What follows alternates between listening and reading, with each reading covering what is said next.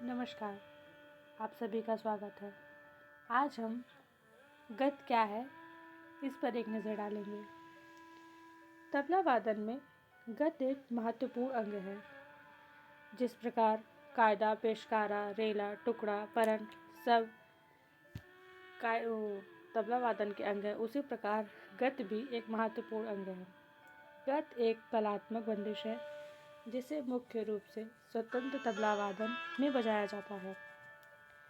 गत एक ऐसी निश्चित और बंधी हुई रचना है जिसमें लयकारी, माधुर्य और सौंदर्य का अनूठा मिश्रण है।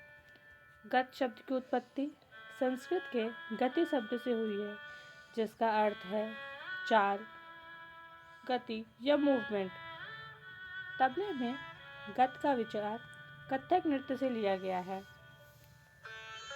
गत पूरब परंपरा की वादन सामग्री है। विशेषता फर्रुखाबाद में बजाई जाती है। गत अधिकतर तिहाई रहित होती है। कायदे के समान गत का विस्तार नहीं किया जाता, वरन एक ही बंदिश को दोगुन, चौगुन और आदि लयों में बजाया जाता है और इसे लयकारे दिखाकर समाप्त कर दिया जाता है। इसमें पलटे नहीं बजाए जाते।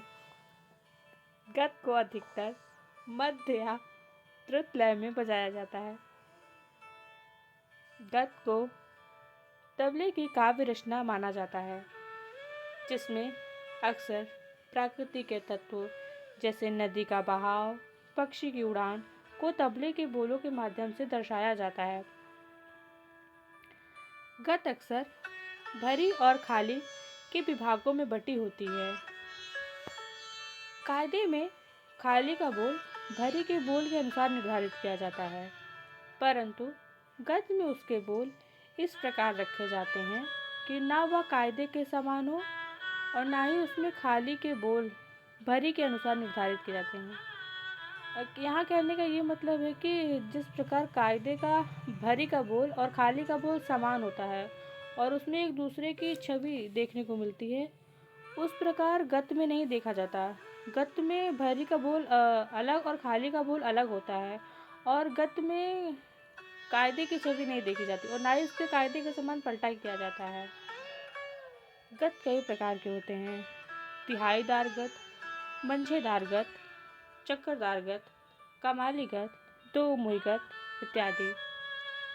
आइए हम गत का एक उदाहरण देख लेते हैं पढ़ंत के माध्यम से, जो कि फर्रुखाबाद की गत है। 3 ताल में निबद्ध है।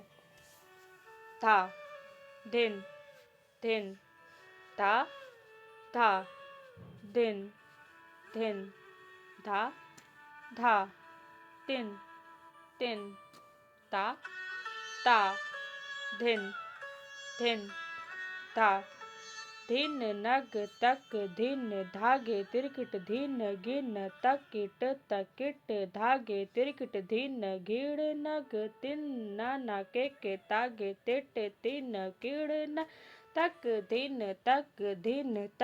धिन धिन गिन धा।